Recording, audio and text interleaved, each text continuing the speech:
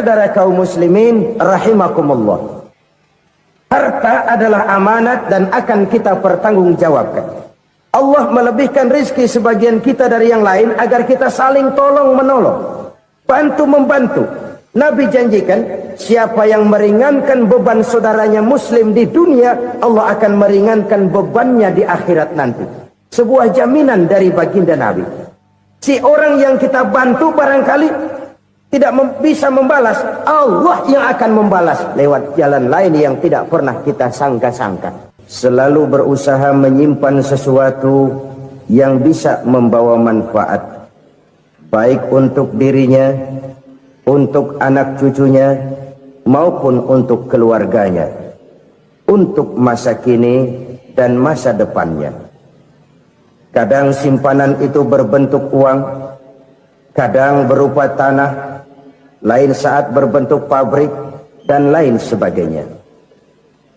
Sementara masa depan yang paling pasti adalah akhirat. Jika untuk masa depan dunia kita rela memeras keringat, membanting tulang, pergi pagi dan pulang petang, menyimpan uang, menyimpan tanah, menyimpan pabrik, pernahkah kita merenung jika satu saat kiamat datang, kita dibangkitkan dari kubur masing-masing, berdiri di padang mahsyar untuk mempertanggungjawabkan seluruh kegiatan hidup kita di dunia ini, lalu kita akan menuju ke alam akhirat. Sudahkah kita mempunyai simpanan untuk akhirat kita? Pada pertemuan kali ini saya ingin menyampaikan sebuah hadis di mana Rasulullah sallallahu alaihi wasallam bersabda, arba'un min kanzil jannah. Simpanan sorga ada 4 macam. Yang pertama, ikhfa'us sadaqah, menyembunyikan sedekah. Saudara-saudara kaum muslimin, sebagaimana yang kita maklum bahwa Allah Subhanahu wa taala melebihkan sebagian rezeki dari kita terhadap yang lain. Ada yang kaya, ada yang setengah kaya, ada yang miskin, ada yang setengah miskin, dan selanjutnya. Ada yang gajinya kecil tapi penghasilannya gede. Ada yang penghasilannya gede tapi nggak punya gaji. Ada juga yang memang gajinya gede dan penghasilannya gede. Kelebihan rezeki merupakan sunnatullah dan tidak harus membuat kita merasa lebih dari yang lain. Bahkan sebaliknya, kelebihan itu harus membuat kita ringan tangan untuk menolong mereka yang memang memerlukan pertolongan. Kalau saudara diberikan ilmu, maka pertanyaan akhirat cuma satu, ilmumu kau amalkan untuk apa? Kalau saudara diberikan umur yang panjang, pengadilan akhirat juga bertanya satu, umurmu kau habiskan di mana? Tapi kalau saudara diberikan harta, pengadilan akhirat akan bertanya 2, hartamu kau dapat dari mana, kau belanjakan kemana? Dari mananya ditanya dan kemananya juga ditanya. Oleh karena kita akan dimintakan pertanggungan jawab, maka amanah yang bernama harta ini harus kita gunakan dengan sebaik-baiknya. Ada penggunaan yang merupakan kewajiban, itu zakat namanya. Ada penggunaan yang sewaktu-waktu, itu infak namanya. Ada yang lebih sewaktu-waktu lagi, dan itu sedekah namanya. Zakat dia terikat oleh haul dan nisab, oleh putaran batas waktu dan ukuran dari harta itu sendiri. Sedangkan infak terikat oleh situasi dan kondisi perekonomian seseorang. Sedangkan sedekah tidak terikat dengan apapun. Dalam kondisi seperti apapun kita bisa melakukan sedekah dengan yang terkecil sekalipun. Sampai-sampai Rasulullah sallallahu alaihi wasallam mengajarkan, la tahkiranna minal ma'rufi syai'an walau an talqa akhaka biwajhin talik. Atau ada hadis, tabassumuka fi wajhi akhika laka shadaqah. Senyumanmu kepada temanmu adalah sedekah. Jadi Untuk melakukan sodakoh tidak harus dalam berbentuk uang. Dengan ilmu kita bisa sodakoh, dengan tenaga kita bisa bersodakoh, dengan pikiran kita bisa bersodakoh, bahkan senyum kepada teman itu pun sodakoh. Jadi kalau sodakoh dengan uang memang belum punya uang, nyengir aja banyakin. Itu asal pada tempatnya, jangan lalu ketemu tiang listrik cengengesan. Tentu tidak pada tempatnya dan tidak wajar. Nah, sodakoh yang paling dicintai Allah adalah sodakoh yang disembunyikan. Artinya jauh dari sifat riya. Kan kadang-kadang ada orang sedekah itu disebutkan namanya. Apa tidak bagus? Kalau memang niatnya ikhlas, ya bagus-bagus saja. Untuk memberikan sugesti kepada yang lain. Si Fulan bin Fulan nyumbang sekian, diumumkan. Boleh kalau niatnya untuk memberikan rangsangan kepada yang lain supaya dia menyumbang lebih besar dari orang tadi. Tapi kalau itu mendatangkan riya, maka sodakoh yang paling dicintai Allah adalah sodakoh yang disembunyikan. Tangan kiri saja tidak tahu apa yang diberikan oleh tangan kanan. Sedekah yang dilakukan dengan ikhlas akan merupakan perbendaharaan surga, tersembunyi dari pandangan orang lain, tidak seorang pun tahu. Karena memang sikap yang baik adalah melupakan kebaikan dan mengingat kesalahan. Itu salah satu ciri orang bahagia. Orang yang selalu mengingat kesalahannya dan berusaha melupakan segala kebaikannya. Kalau dia akan berada kebaikan, dia tidak bisa ikut, dia merasa rugi karena dia merasa belum pernah berbuat baik. Tapi kalau akan melakukan kesalahan baru, dia ingat kesalahan yang sudah-sudah, sehingga terhalang baginya untuk melakukan satu kesalahan baru. Demikianlah saudara-saudara, bahwa Allah melebihkan rizki sebagian kita dari yang lain, agar terjadi tolong-menolong dalam kehidupan ini. Jadi kesenjangan yang nature, kesenjangan yang alami, itu sunnatullah. Ada yang kaya, ada yang miskin, ada yang kelas menengah. Nah, kenapa lalu sekarang kita berusaha mengentaskan kemiskinan? Oleh karena adanya kesenjangan struktural. Kalau yang kaya bisa semakin kaya, kenapa yang miskin tidak bisa naik jadi ikut sedikit kaya? Sebab pada dasarnya Islam adalah agama yang sejak turunnya sudah berupaya memerangi kemiskinan. Bahkan dikatakan kemiskinan itu mendekatkan kepada kekufuran. Orang kalau miskin udah dekat banget sama kafir. Gampang menjadi kafir. Berapa banyak saudara-saudara kita yang oleh karena soal perut, oleh karena soal materi, terpaksa meninggalkan dan menanggalkan akidahnya. Menjual petunjuk yang diberikan Allah dengan kesenangan dunia yang cuma sebentar ini. Na'udzubillah, summa na'udzubillah. Jadi makin kita sembunyikan satu sedekah, semakin banyak perbendaharaan kita di surga. Sedekah yang paling dicintai Allah adalah sedekah yang disembunyikan.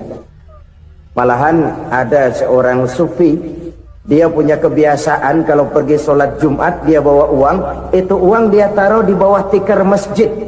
Dia niat sedekah kepada siapa saja yang nemuin itu duit. Maksudnya apa? Supaya yang nemuin nggak tahu siapa yang punya duit. Demikian dia saking ingin menyembunyikan sedekahnya. Karena sifat riya itu bisa memakan amal kita sendiri.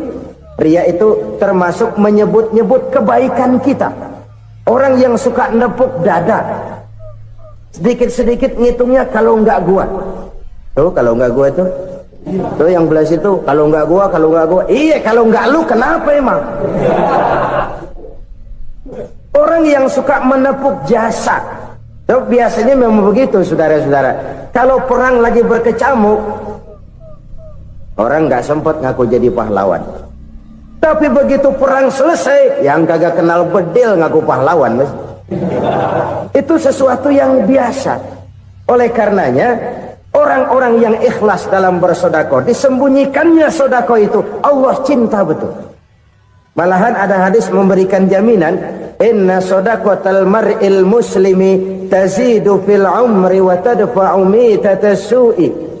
Sesungguhnya sedekahnya seorang mukmin tazidu fil umri, bisa menambah umur panjang, wa tadfa'u mitata su'i, dan menyelamatkan manusia dari mati secara su'ul khatimah.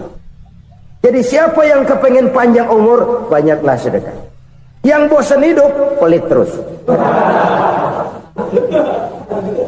Sedekah menambah panjang umur dan menyelamatkan manusia dari mati secara su'ul khatimah. Pak, katanya umur itu nggak bisa ditambah, nggak bisa dikurangin. Kapan? Kalau ajal sudah datang. Fa idza jaa ajaluhum la yastakhiruna sa'atan wa la yastakdimun. Kalau ajal datang tidak bisa dimajukan, tidak bisa dimundurkan. Itu kalau ajal sudah datang. Tidak bisa lagi umur ditambah dikurangi, sudah datang. Tapi kalau belum datang, itu kan haknya Allah. Mau ditambah, mau dikurangi, hak prerogatif Allah. Sebagai pencipta manusia, Allah Maha Kuasa dan Maha Mampu. Sedekah ini menambah panjang umur dan menyelamatkan manusia dari mati secara su'ul khatimah. Itu orang mati kan sama ya, kondisinya mati, nggak nafas. Tapi hakikat mati kan lain-lain. Ada yang mati itu husnul khatimah, baik akhirnya. Misalnya lagi ngaji mati, lagi sholat mati, lagi sedekah mati. Ini yang dinamakan dengan husnul khatimah, baik di akhirnya. Sebaliknya ada yang su'ul khatimah, jelek di akhirnya. Ini yang jadi catatan akhir. Lagi nyekek botol, mampus. Lagi banting kartu, modar. Su'ul khatimah, jelek pada akhirnya. Sedekah menyelamatkan manusia dari mati secara su'ul khatimah. Dan kita semua kepengen mendapat husnul khatimah, jauh dari su'ul khatimah. Oleh sebab itu yang bisa menyelamatkan kita dari penyakit itu antara lain adalah sedekah yang disembunyikan, yang dikerjakan dengan ikhlas karena Allah, tidak karena kepengen dipuji orang, tidak karena ingin dikatakan orang pemurah. Sebab orang dermawan itu orang yang memberi tanpa harus diminta. Kalau masih harus diminta, ya belum dermawan namanya, masih harus diminta. Kalau nggak diminta ya tulus, lolos, polos. Saudara-saudara kaum muslimin rahimakumullah, harta adalah amanat dan akan kita pertanggungjawabkan. Allah melebihkan rizki sebagian kita dari yang lain agar kita saling tolong menolong, bantu membantu. Nabi janjikan siapa yang meringankan beban saudaranya muslim di dunia, Allah akan meringankan bebannya di akhirat nanti. Sebuah jaminan dari baginda Nabi. Si orang yang kita bantu barangkali tidak bisa membalas, Allah yang akan membalas lewat jalan lain yang tidak pernah kita sangka-sangka. Ada orang tanya, Pak, ini ada orang nyumbang masjid sambil marah-marah, bagaimana? Saya bilang sumbangannya aja ambil, marahnya jangan. Marahnya jangan diambil, itu urusan dia. Saudara-saudara kaum muslimin rahimakumullah, umat Islam ini kan umat yang punya potensi besar. Kadang kita merenung, kenapa kadang-kadang pembangunan masjid kok lambat sekali? Kalau hotel hari ini peletakan pertama, bulan depan peresmian. Supermarket hari ini peletakan batu pertama, minggu depan peresmian. Tapi kalau sudah yang namanya masjid, kadang-kadang peletakan batu pertama sekaligus jadi batu terakhir. 3 tahun, 4 tahun, campur nebar jalak di jalanan, duit dijaring kayak ikan sepat. Apa tidak ada orang Islam yang kaya? Banyak. Apa tidak ada pengusaha muslim yang jadi konglomerat? Ada. Lalu yang belum banyak itu yang komit terhadap nilai-nilai agamanya. Akhirnya kita jatuh jadi umat yang lemah. Belum ada pengusaha konglomerat muslim buka pabrik supermi cap beduk misalnya umpamanya, atau pabrik kecap cap sorban, supaya identitas keislamannya sedikit kelihatan. Kita jatuh jadi umat yang lemah karena potensi tidak terinventarisir dengan baik. Kita ini ibarat kompor yang cuma matengin nasi orang lain. Potensi kita dimanfaatkan oleh orang lain. Ukhuwah Islamiyah kita baru terbatas kepada silaturahmi. Ukhuwah di bidang ekonomi kita lemah, ukhuwah di bidang kebudayaan kita lemah, apalagi ukhuwah di bidang politik kita lebih rapuh lagi. Padahal ukhuwah itu adalah totalitas kehidupan manusia, menyangkut ipolek sosbud, memerlukan nilai-nilai ukhuwah. Jadi oleh karena itu mari kita menyadari di dalam harta kita, walaupun kita yang cari, pergi pagi, pulang sore, peras keringat, banting tulang, di sana ada harta anak yatim, di sana ada hak masjid, di sana ada hak pesantren, di sana ada hak jihad. Berbahagialah seseorang apabila dia oleh Allah dijadikan keran. Keran itu menyimpan air, tapi tidak untuk dirinya, tapi disalurkannya kepada mereka yang memang memerlukannya. Saudara-saudara kaum muslimin rahimakumullah, ini yang pertama. Jadi perbendaharaan surga adalah menyembunyikan sedekah. Orang lain nggak tahu, kita pun nggak pernah ngitung-ngitung. Kita anggap lewat begitu saja, padahal itu deposit akhirat. Satu. Yang kedua, perbendaharaan surga itu apa? Wa kitmanul musibah, menyembunyikan kesulitan. Kadang orang takut menghadapi kesulitan, tapi makin kita merenung, hidup ini kan sebenarnya urusan. Takut sama urusan ya jangan hidup. Tandanya orang hidup itu kalau punya urusan. Urusan melupakan problem, problem sering menimbulkan kesulitan. Kesulitan bukan untuk ditakuti, tapi untuk diatasi dan dicarikan jalan keluarnya. Siapa sih orangnya yang nggak pernah sulit-sulit? Makin tinggi status sosialnya, makin gede urusannya. Makin tinggi kualitas imannya, makin berat tingkat kesulitannya. Cuma memang yang namanya enak itu seperti pelangi. Biang lala itu nggak pernah di atas kepala kita, di atas kepala orang melulu. Lo sih enak lo, kata kita. Dia juga bilang, yang enak kan lo. Pelangi itu nggak pernah di atas kepala kita. Kata tukang beca, aduh enak ya naik Mercy. Kata tukang beca, apa yang di dalam mobil Mercy? Aduh enak bener tukang beca, di jok ngeringkuk ngorok pulas bener.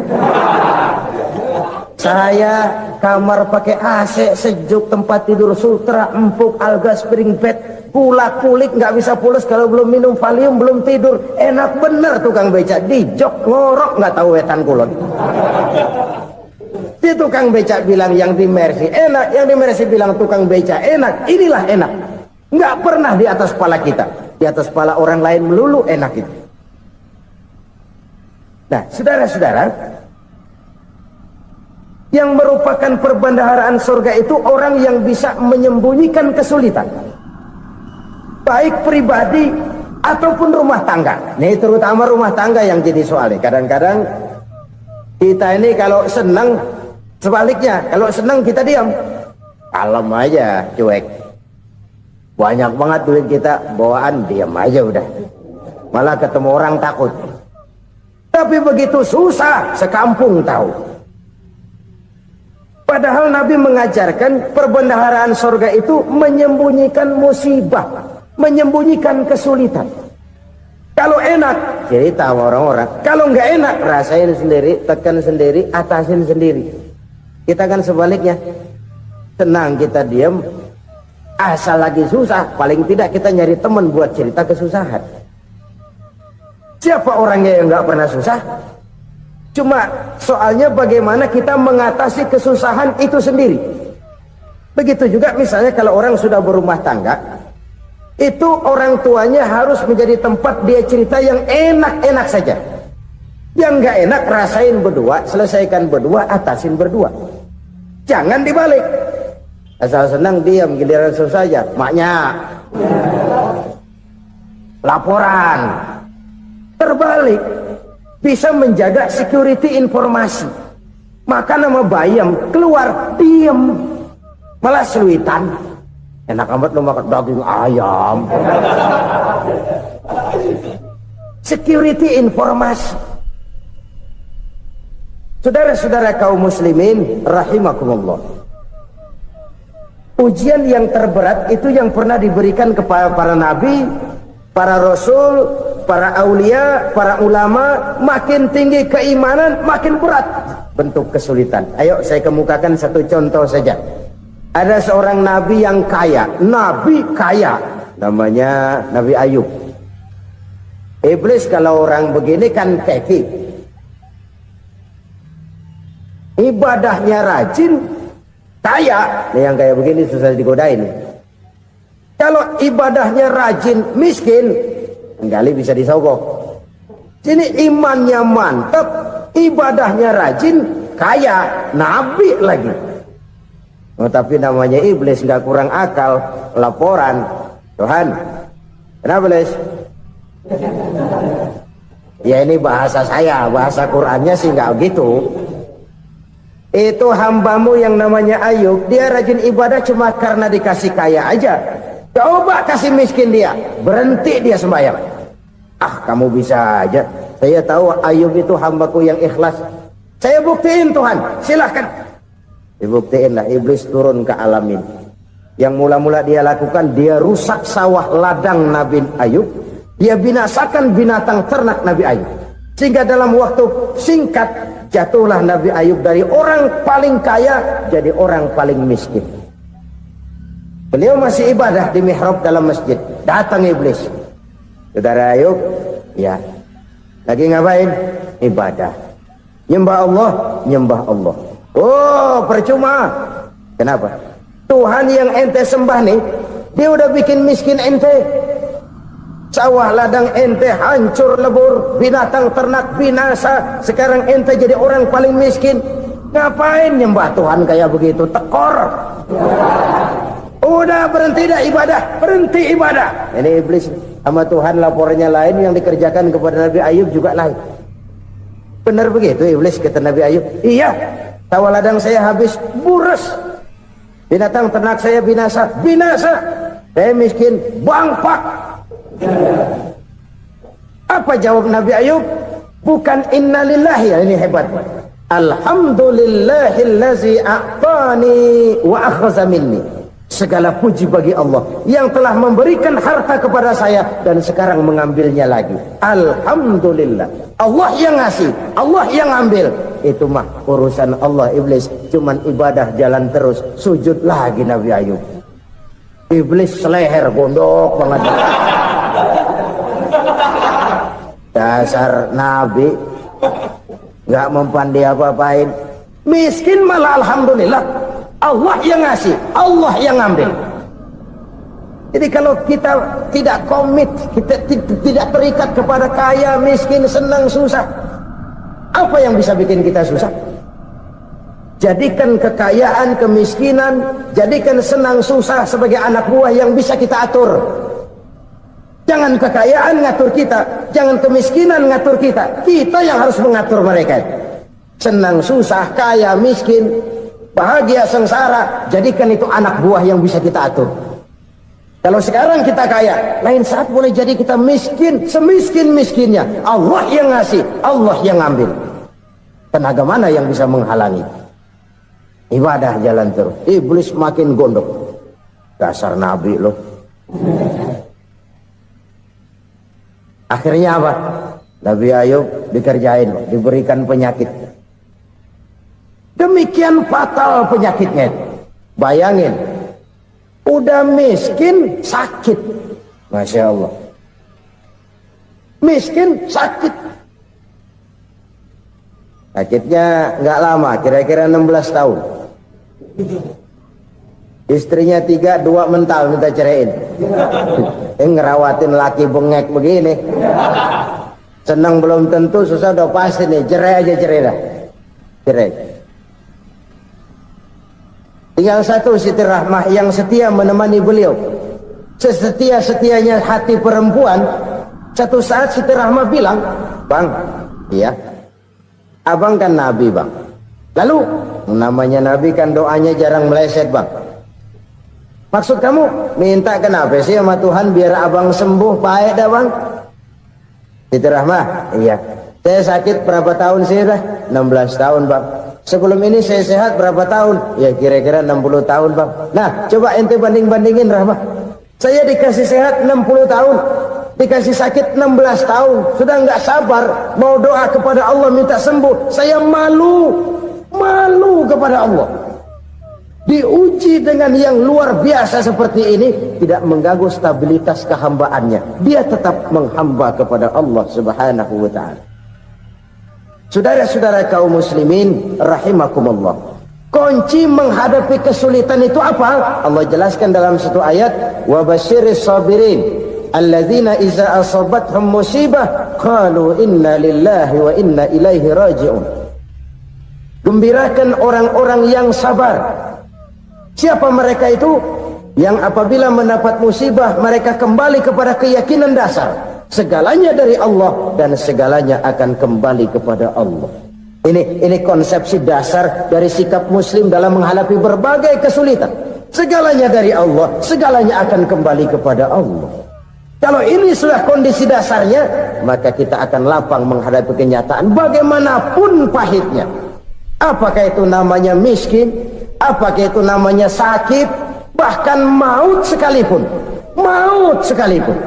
segalanya dari Allah, segalanya akan kembali kepada Allah.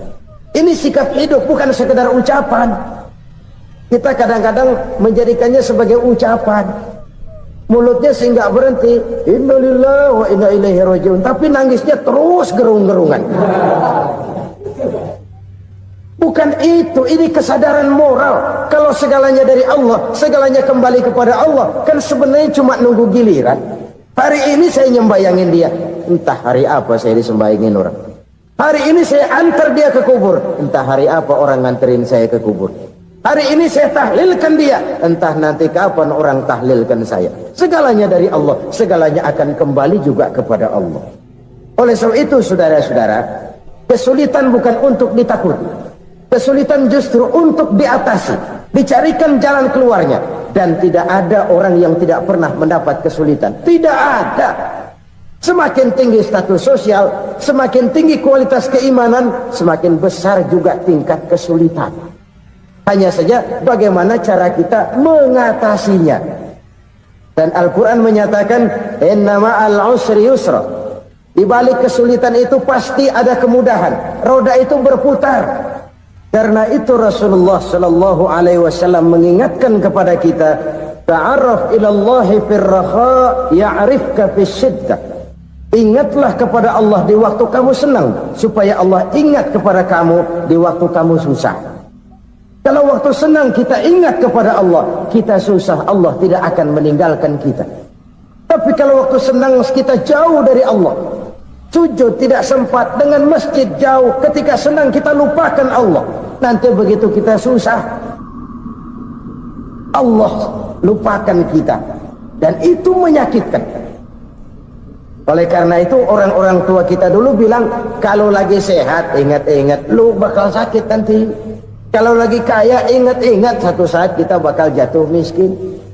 Bahkan kalau lagi muda ingat-ingat kita bakal tua. Dan yang terpenting, kalau lagi hidup ingat-ingat kita bakal mati. Saudara-saudara kaum muslimin rahimakumullah. Jadi yang kedua yang merupakan perbendaharaan surga, menyembunyikan musibah. Saudara-saudara kaum muslimin rahimakumullah. Hal ketiga yang merupakan perbendaharaan surga adalah wasilatur rahmi. Orang yang suka bersilaturahmi. Sebagaimana yang kita maklum bahwa manusia adalah makhluk yang disebut zon politika. Makhluk sosial yang tidak mungkin hidup sendiri-sendiri. Betapa dan siapapun kita memerlukan orang lain. Bodoh betul manusia kalau tinggal di tengah masyarakat tapi tidak mau bermasyarakat. Merasa hebat sendiri, pinter sendiri, gagah sendiri, kaya sendiri. Mungkin kalau mati juga ngubur sendiri. Jangankan kita di sini, di sorga saja Nabi Adam waktu sendirian bengong melulu, mondar mandir. Allah tegur dam sepi dam. Ya ini kalau bahasa saya. Iya Tuhan sepi ini nggak ada coret-corekan pisan ini. Diciptakan Siti Hawa baru anteng Nabi Adam. Itu di sorga. Cobalah. Umpamanya saudara tinggal di Jakarta nih. Kayak bener. Apaan aja di Jakarta punya saudara dah. Jembatan Semanggi ambil. Monas, Buntel bawa pulang. Hotel-hotel ambil semua. Cuman tinggal di Jakarta sendirian. Apa enaknya? Betapa dan siapapun kita perlu orang lain. Tidak ada seorang pun yang bisa memenuhi kebutuhan hidupnya secara sendiri-sendiri. Nah, Islam telah menyelamatkan manusia dari ras diskriminasi, mengikat manusia dengan persaudaraan yang berlandaskan kepada akidah. Karena itu dianjurkan bersilaturahmi. Bahkan Nabi menyatakan, "Man arada ayyubsata lahu fi rizqihi wa yunsa'a fi atharihi falyasil rahimah." Siapa yang kepengen diluaskan rezekinya dan dipanjangkan usianya, banyaklah ia bersilaturahmi. Siapa yang kepengen dimudahkan rezekinya, hendaknya ia banyak bersilaturahmi. Kalau banyak teman, kesulitan kan paling tidak ada tempat cerita. Udah susah, sendirian kita pikirin diri, nggak ada tempat tukar pikiran. Cepet banget sama bengek. Dilawan sendiri. Nah, secara makro kita bisa berkata, tidak mungkin ada kemenangan kalau tidak ada kekuatan. Tidak ada kekuatan kalau tidak ada kesatuan dan persatuan. Tidak mungkin ada kesatuan dan persatuan tanpa semangat silaturahmi. Kalau umat Islam mau menang, dia harus kuat. Kalau umat Islam mau kuat, dia harus bersatu. Kalau umat Islam mau bersatu, dia harus membudayakan silaturahmi ini. Bahkan sampai-sampai kata Nabi, kalau bisa cari nilai tambah. Apa? Silman qata'at. Bersilaturahmilah kau kepada orang yang marah denganmu. Masya Allah, indahnya ajaran agama kita. Orang yang marah pun kepada kita, kata Nabi, kalau bisa bersilaturahmilah kepadanya, kepada orang yang marah itu. Di situ nilai tambah. Cuman jujur nih hadis, ngucapinnya gampang, ngamalinnya yang berat banget. Orang marah sama kita disuruh silaturahmi, ada apa malu? Lu marah atau gua marahan lagi? Tunggu pikirin. Saudara-saudara kaum muslimin rahimakumullah. Tapi ini yang diajarkan, bahkan ini yang dicontohkan oleh baginda Rasul. Bagaimana begitu mudah, misalnya satu saat Abu Jahal ini ngatur strategi bagaimana bikin Muhammad celaka. Dia gali lubang di depan tempat tidurnya. Dia tutupin daun korma. Terus dia panggil seseorang, ke sini. Kasih tahu Muhammad, pamannya sakit keras, minta ditengokin. Berangkat orang ini ke sana. Muhammad, labbaik. Pamanmu sakit keras, dia minta ditengokin. Baik, saya akan datang menjenguk beliau. Berangkatlah Nabi ke rumah Abu Jahal tanpa prasangka apapun. Abu Jahal udah pasang setil, selimut 3 rangkap setengah dipakai, persis kayak orang meriang.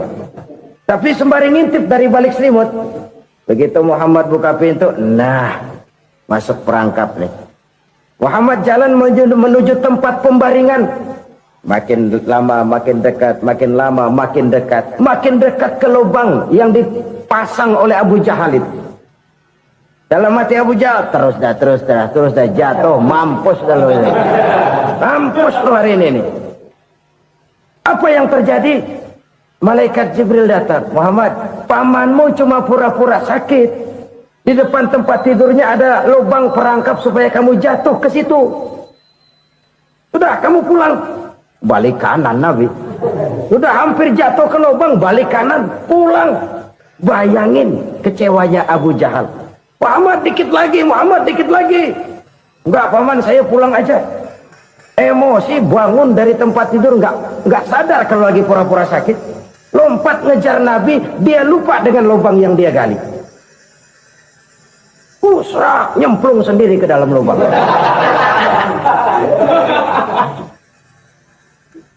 Nabi terus berlalu. Ini terjadi keanehan. Jatuh ke lubang yang dia gali itu sebenarnya nggak terlalu dalam ya, antara 3-4 meteran lah. Tolong saya jatuh ke lubang ini. Datanglah pelayan-pelayannya itu. Angkat saya dari sini. Oh, yang ngulurin tambang. Satu gulung belum juga nyampe itu tambah. Kurang beli lagi ke warung. Sambung ulur lagi enggak juga bisa sampai. Wah ini kerjaan Muhammad ini. Tolong siapa salah seorang kamu ke rumah Muhammad, kasih tahu encangnya kecebur. Minta ditolongin. Sampaikan kepada Rasul. Kenapa? Pamanmu jatuh ke lubang, Muhammad minta tolong diangkatin. Tambang udah nyambung-nyambung nggak nyampe juga. Ya nanti saya datang saya tolong. Coba aja. Nyata-nyata orang berniat jahat mau mencelakakan dia. Datang dia menolong. Ini yang disebut air tuba dibalas air susu ya ini. Bukan sebaliknya. Air tuba dibalas air susu. Paman, kecebur ya? Iya Muhammad, tolong ini. Pegang tangan saya. Nabi ulurkan tangannya, nyampe. Dipegang oleh Abu Jahal, diangkat ke atas. Sampai atas, apa kata Abu Jahal? Sihirmu memang hebat Muhammad. Udah ditolongin dikata sihir. Yang enak kita kemplang kan itu orang begitu. Urusan apa? Tapi inilah akhlak. Kalau bisa kamu bersilaturahmilah dengan orang yang marah kepadamu sekalipun. Orang marah kita tetap baik. So, kalau kita berbuat baik sama orang yang memang baik, rasanya sih biasa-biasa aja. Orang baik kita baik lagi, ya draw aja, belum ada nilai tambah di situ. Baru ada nilai tambah kalau kita bisa berbuat baik kepada orang yang nyakitin kita. Itu namanya kita setingkat di atas dia. Dia sakitin kita, kita berbuat baik sama dia. Dia pelit sama kita, kita baik sama dia. Dia marahin kita, kita deketin dia. Di situ kita punya nilai tambah. Jadi siapa yang ingin diluaskan rezekinya kata Nabi dan dipanjangkan umurnya, hendaklah ia banyak-banyak bersilaturahmi. Sederhana sebenarnya silaturahmi, tapi silaturahmi membangkitkan semangat kesatuan dan persatuan. Kesatuan dan persatuan melahirkan kekuatan. Dalam matematika 1 ditambah 1 pasti 2. Tapi di tengah masyarakat, 1 orang takut ditambah 1 orang takut, hasilnya jadi 2 orang setengah berani. Kenapa setengah berani? Karena udah berdua. Tadi pan takut sendirian. Kalau dia kumpul turu-turu takutlah jadi berani. Kita yang lemah, kita yang tidak berdaya, kita yang miskin, kalau mau kompak bersatu, apa yang nggak bisa kita kerjain? Apalagi tinggal di kota besar, pilihan cuma 2. Bertahan atau minggir. Bertahan atau minggir. Untuk bisa bertahan harus mampu bersaing. Untuk mampu bersaing harus punya keahlian. Keahlian harus ditunjang dengan pendidikan, ditambah oleh kekompakan sebagai umat. Udah miskin mencar mulu, orang injek kita. Orang nggak pandang urusan apa malu. Oleh karena itu silaturahmi pada hakikatnya merupakan roh dari ukhuwah yang diajarkan oleh agama kita. Bagaimana Islam menyelamatkan masyarakat manusia dari ras diskriminasi, mengikat manusia, dan tidak ada persaudaraan yang lebih indah selain persaudaraan yang diikat dengan nilai-nilai akidah. Sepanjang orang di jalan Allah, itulah saudara kita. Keluar dia dari jalan Allah, selesailah persaudaraan sampai di situ. Karena itu, kalau ingin menyimpan sesuatu di surga, banyaklah bersilaturahmi. Datang ke rumah ini, datang ke rumah itu, dan lain sebagainya. Itu simpanan kita di akhirat nanti. Ini yang ketiga. Saudara-saudara, yang keempat, perbendaharaan surga itu apa? Wa qawlu la hawla wa la quwwata illa billah. Ucapan la hawla wa la quwwata illa billah. Ibadah kan ada yang berat, modalnya besar. Bangun masjid berat, modalnya besar. Bangun rumah sakit berat, modalnya besar.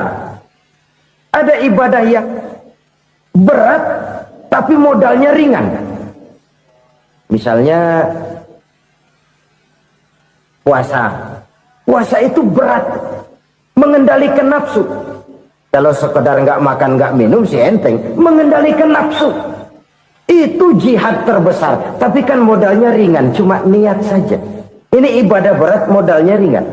Ada ibadah yang ringan, modalnya juga enteng. Seperti termasuk ucapan la haula wa la quwwata illa billah. tanpa sadar. La haula wala quwata illa billah. Nyelengin tuh di surga. Nyelengin, kita nggak terasa. Nyelengin simpenan akhirat. La haula wala quwata illa billah. Nyimpan lagi. Kaget. La haula wala quwata illa billah. Nyimpan lagi. Banyak simpenan. Walaupun sebenarnya yang dimaksud di sini adalah kesadaran batin bahwa tidak ada daya dan kekuatan kecuali Allah. Itu intinya. Kita memulai pekerjaan disunahkan baca bismillah, kan begitu?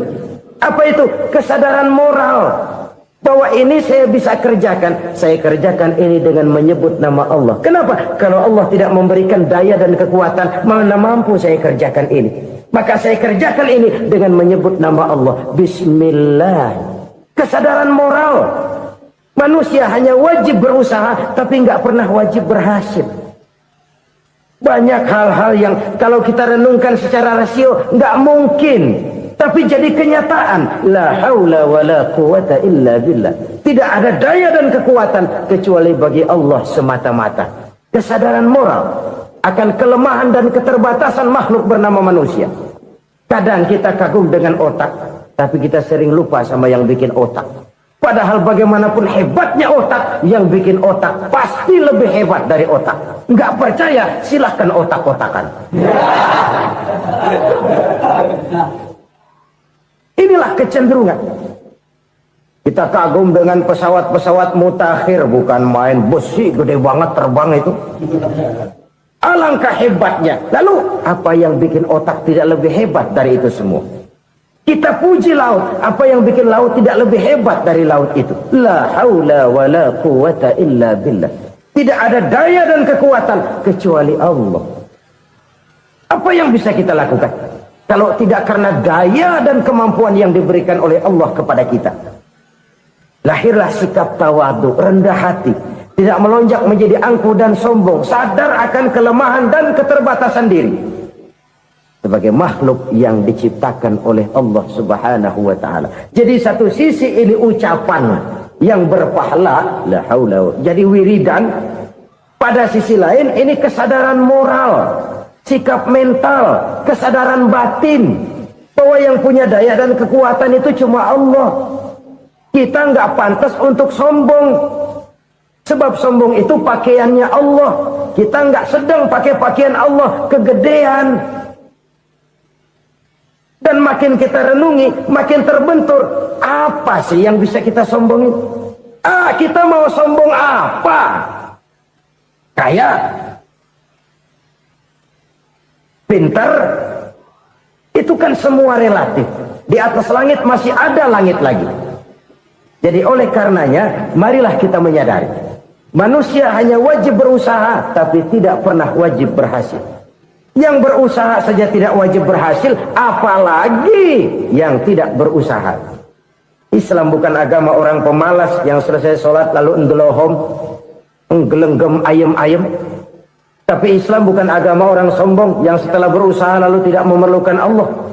Kita bisa saja bikin proyeksi, tahun sekian kita bakal panen besar menurut perhitungan otak. Tapi ada kejadian lain. Apa? Tikus ngambek. Habis itu dimakanin tikus, panen gagal. Proyeksi rasional gagal oleh tikus-tikus yang ngambek itu. Bisa saja terjadi. Tahun depan kita panen besar, urung. Kenapa? Musim panas panjang. Dan sekarang ini koran-koran bikin berita musim mengalami penyelewengan. Bukan cuma manusia yang nyeleweng sekarang. Musim pakai nyeleweng. Mestinya kan musim hujan udah selesai, masih hujan-hujan juga. Musim. Nah sekarang kita boleh bikin proyeksi, kita bakal panen besar. Tahu-tahu musim panas panjang, sawah retak, air kering. Cari teknokrat yang paling botak, suruh pendekin tuh musim panas. La haula wa la quwata illa billah. Inilah kesadaran moral. Saudara, saya teringat satu saat ada seorang konglomerat. Umurnya ya kira-kira 70-an. Satu saat dia ditanya oleh wartawan, "Pak, umur Bapak berapa sih?" "Ya paling 10 tahun. 10 tahun. 10 tahun. Anak bapak berapa orang? Satu saja. Satu. Harta bapak berapa? Ya paling-paling bangsa 7 juta kali. 7 juta? Iya. Pak, kenapa bapak bohongi saya? Bapak punya buku biografi. Koran-koran, majalah-majalah banyak memuat cerita riwayat hidup bapak. Saya tahu umur bapak 70. Kenapa bilang cuma 7 tahun? Saya tahu anak bapak 8. Kenapa cuma bilang 1? Saya tahu harta bapak miliaran, mungkin triliunan. Pabrik di mana-mana, bank di mana-mana. Kenapa bilang uang bapak cuma 7 juta? Nah, kata si konglomerat tadi, kamu benar nak, kamu benar. Umur saya kalau jumlahnya memang 70 nak. Cuman ingat-ingat saya, baru 7 tahun terakhir ini saya sujud. Baru 7 tahun terakhir ini saya berusaha dekat dengan Allah. Saya laksanakan perintahnya, saya jauhi larangannya. 7 tahun inilah rasanya yang ada nilainya di hadapan Allah. Yang 63 tahun matong, kelabu, kelem umur gue. Habis untuk maksiat, untuk munkarat. Maka ketika ditanya tadi, umur saya 7 tahun itu. Oh begitu Pak. Oh iya. Lalu anak Pak. Anak bapak kan 8. Kenapa bilang cuma 1? Nah, kalau jumlah hitungannya memang anak saya 8. Tapi dari 8 orang ini rasanya cuma 1 nih. Yang bakal jadi buah hati, belahan jantung. Pelanjut cerita, penerus sejarah. Bakal jadi anak soleh yang akan mendoakan saya. Cuma 1 rasanya anak saya ini yang bakal jadi buah hati saya. Besar-besaran saya. Yang akan mendoakan di kubur saya. Yang akan mendoakan di akhirat saya. Yang 7 orang mana? Masya Allah, yang 1 tenggeng, yang 1 nyekek botol mulu, yang 1 nggak karu-karuan. Makanya saya bilang 1 anak saya yang akan bisa mendoakan saya. Oh begitu Pak. Iya. Nah harta Pak, harta bapak kan triliunan. Pabrik bapak di mana-mana. Uang bapak hampir di tiap bank-bank besar. Kenapa bilang cuma 7 juta? Betul kau nak. Harta saya kalau jumlahnya memang miliaran, triliunan mungkin. Tapi yang saya ingat baru 7 juta tuh yang saya belanjakan di jalan Allah. Saya nyumbang masjid, saya santuni yatim piatu, saya bantu pembangunan pesantren, saya bantu pembangunan rumah sakit Islam.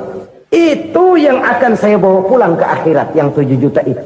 Yang triliunan itu nanti akan diperebutkan oleh anak-anak saya sebagai waris saya. Jadi harta saya 7 juta itu yang bakal nemenin saya di akhirat. Yang akan saya bawa pulang jadi teman saya. Saudara-saudara kaum muslimin, jangan-jangan orang tua itu adalah kita-kita ini.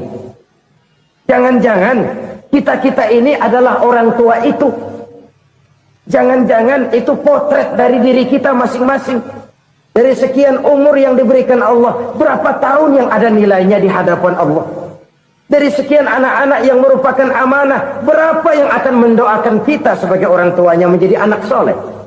Dari sekian banyak harta yang diberikan Allah, berapa yang akan kita bawa pulang menghadapnya nanti, yang kita belanjakan di jalan Allah? Ini sebuah potret kehidupan. Karena itu kita kembali kepada la haula wa la quwwata illa billah. Kita wajib berusaha, kita wajib berikhtiar. Selebihnya, segala daya dan kekuatan hanya milik Allah saja semata-mata. Satu kesadaran batin dari setiap pribadi muslim. Setelah ia berusaha dan berikhtiar, ia menyerahkannya kepada Allah Subhanahu wa ta'ala. Jadi, satu sisi ini merupakan wiridan ucapan yang mengandung pahala. Pada sisi lain, ini merupakan sikap batin dari seorang muslim di dalam ia menghadapi realitas kehidupan ini. Saudara-saudara kaum muslimin rahimakumullah. Kalau ini kita jadikan satu basis kehidupan, maka ini akan menyelamatkan manusia dari kemungkinan tergelincir menjadi orang yang lupa diri dan lupa darat. Sebab itu Imamul Ghazali berpesan, jadidis safinah fa innal bahra amiq wa khuziz zad fa inna safara ba'id wa khaffifil hamla fa innal hamla sadid. Perbarui selalu kapalmu karena lautan sangat dalam. Bawa bekal yang banyak karena perjalanan ini sangat jauh. Ringankan beban, karena kebanyakan beban akan menyakitkan. Alangkah indah kalimat ini, alangkah dalam makna yang terkandung di sana. Perbarui selalu kapalmu karena lautan sangat dalam. Apa artinya ini? Jaga mentalmu baik-baik. Pelihara imanmu baik-baik, karena hidup penuh cobaan seperti lautan. Kita kalau berlayar di lautan kan kadang-kadang tenang, angin bertiup sepoi-sepoi basah. Jika malam datang, bintang gemintang bertabur menghias cakrawala. Rembulan memantulkan sinarnya dengan indah. Dalam keadaan begitu berlayar enak. Tapi lain saat ombak menggunung, halilintar menyambar, angin topan bertiup. Berapa banyak sudah saudara-saudara kita yang tenggelam di lautan dunia tanpa sadar bahwa dia belum sampai kepada pantai yang akan dituju. Berapa banyak sudah saudara-saudara kita yang tenggelam di lautan dunia ini tanpa sempat bangkit lagi. Dia menyangka sudah sampai kepada tujuannya. Hati-hati kapal jangan sampai bocor karena lautan sangat dalam. Iman ini jaga baik-baik karena hidup penuh dengan ujian. Wa khuzizat fa inna safar ba'id. Bawa bekal yang banyak karena perjalanan sangat jauh. Saudara mau ke Bandung, bawa duit. Saudara mau ke Surabaya, banyakan lagi duitnya. Saudara mau ke Mekah, gepokan, iketan tuh duit nggak lembaran lagi. Makin jauh perjalanan, makin banyak bekal yang harus kita bawa. Kalau saudara dari Jakarta mau ke Surabaya, kagak bawa duit berangkat juga, itu sih bukan berani namanya, nekat. Sampai Surabaya belum tentu, sengsara di jalan udah pasti. Kenapa? Nggak bawa bekal berangkat. Sama juga kita nih, misalnya belum sempat sembahyang, mati. Waduh, berani banget orang. Belum punya bekal, mati. Sengsara di jalan. Atau bekal tidak cukup. Dari Jakarta saudara mau ke Surabaya, bawa duit 500 perak. Paling jauh Cikampek nyampenya itu. Paling jauh itu. Antara jauhnya perjalanan dengan bekal yang saudara bawa tidak seimbang. Hidup ini perjalanan panjang. A walking tour. Dimulai dari alam arwah. Sebelum jasad diciptakan, roh diciptakan lebih dulu. Dari situ pindah ke alam rahim. Dari alam rahim pindah ke alam dunia. Dari alam dunia pindah ke alam barzah. Baru menuju akhirat. Satu perjalanan panjang. Kalau bekal tidak bawa, sengsara di jalan. Bawa bekal yang banyak karena perjalanan ini sangat jauh. Wa khaffifil hamla, ringankan beban karena beban itu cuma akan menyulitkan. Kalau bekal itu sih keperluan, tapi beban nggak kita perluin, cuma ngeberat-beratin. Apa ini beban? Dosa, kecurangan, kebatilan, kezoliman, ketidakadilan, kesewenang-wenangan. Itu akan jadi beban kita di akhirat. Alangkah celakanya, perjalanan panjang, bekal tidak bawa, beban kelewat banyak, alamat sengsara di jalan. Pahala tidak ada, dosa berlipat ganda. Na'udzubillah, summa na'udzubillah. Kalau kita rangkum nasihat Al-Ghazali dengan kisah si konglomerat tadi, kita akan mengambil kesimpulan. Pertama, bekal terbaik dalam menghadapi gejolak kehidupan ini tidak lain adalah iman. Yang kedua, pahala dan dosa. Dua hal kontroversial. Pahala adalah bekal, dosa adalah beban. Tapi kita sekarang kan tidak begitu terangsang kepada yang abstrak. Orang berlomba mencari yang konkret-konkret saja. Yang real. Kalau memang dosa, benjol dong. Kira-kira begitu. Kira-kira begitu. Persis orang Yahudi dulu. Orang Yahudi itu kan pernah minta kepada Nabi Musa. Ya Musa, lan nu'mina laka hatta narallaha jahrah. Musa, kami nggak bakal mau beriman kepada Allah kalau belum kami lihat Allah ada nongkrong di depan kami. Kalau memang Tuhan ada, taruh dong di depan kami. Mau yang konkret-konkret saja. Kalau memang dosa, benjol dong. Kalau memang pahala, berasa dong. Orang terangsang kepada yang real, yang konkret-konkret saja. Karena itu untuk mengejar dosa orang mau bayar, tapi untuk mengejar pahala walaupun tidak bayar orang segan. Ini yang dikatakan oleh Nabi, kamu mengharapkan ke surga tapi kamu berat melaksanakan sesuatu yang bisa membawa kamu ke surga. Kamu ingin jauh dari neraka, tapi tiap saat kamu lakukan perbuatan-perbuatan yang justru menjerumuskan kamu ke neraka. Idda'aitum an-najata minan nar wa ramaitum fiha anfusakum. Kamu ingin selamat dari neraka, tapi kamu lemparkan diri kamu ke neraka. Kamu ingin masuk surga, tapi berat sekali kamu melakukan perbuatan-perbuatan yang bisa menyampaikan kamu di surga. Saudara-saudara kaum muslimin rahimakumullah. Jadi hal keempat yang merupakan perbendaharaan surga adalah la haula wa la quwwata illa billah. Satu sisi ini merupakan ucapan yang memperberat timbangan akhirat. Pada sisi lain ini merupakan sikap hidup seorang muslim. Kesadaran batin yang sangat dalam bahwa tidak ada daya dan kekuatan kecuali Allah. Dan itu kita simbolkan pada saat memulai pekerjaan dengan Bismillah, dengan menyebut nama Allah. Satu kesadaran moral, saya hanya bisa melakukan ini karena diberikan daya dan kekuatan oleh Allah. Lahirlah sikap tawadu, rendah hati, tidak melonjak menjadi angkuh dan sombong. Saudara-saudara, sampai sini dulu jumpa kita kali ini. Semoga 4 perbendaharaan surga ini dapat kita lakukan, yang kelak akan merupakan bekal kita di kemudian hari nanti. Amin ya rabbal alamin. La ilaha illallah, bahwa tidak ada Tuhan yang perlu disembah selain daripada Allah subhanahu wa ta'ala. Ini hakikatnya merupakan inti daripada ajaran rasul-rasul terdahulu. Kenapa? Seluruh rasul bersumber dari satu sumber yang sama, yaitu dari Allah subhanahu wa ta'ala. Maka prinsip ajaran ketuhanan yang mereka bawa tentu saja sama. Nabi Adam mengajarkan la ilaha illallah, Nabi Nuh mengajarkan la ilaha illallah, cuma tentu sambungannya Nuh Rasulullah. Nabi Ibrahim mengajarkan la ilaha illallah, Ibrahim Rasulullah. Nabi Musa mengajarkan la ilaha illallah, Musa Rasulullah. Bahkan Nabi Isa mengajarkan la ilaha illallah, Isa Rasulullah. Dan Nabi Muhammad mengajarkan la ilaha illallah, Muhammadur Rasulullah. Akhlak manusia kepada Allah dengan menanamkan tauhid. Jadi kalau ingin berakhlak yang benar kepada Allah, jaga tauhid, pegang teguh akidah. Saudara-saudara kaum muslimin rahimakumullah. Lawan daripada tauhid adalah kufur. Kufur bisa 2. Bisa kufur iman, bisa kufur nikmat.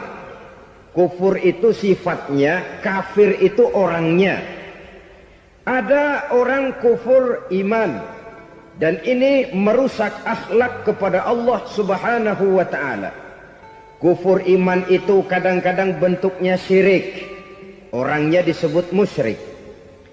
Kufur iman itu kadang-kadang bentuknya nifaq, orangnya disebut munafik. Kufur iman itu kadang-kadang bentuknya riddah, orangnya disebut murtad.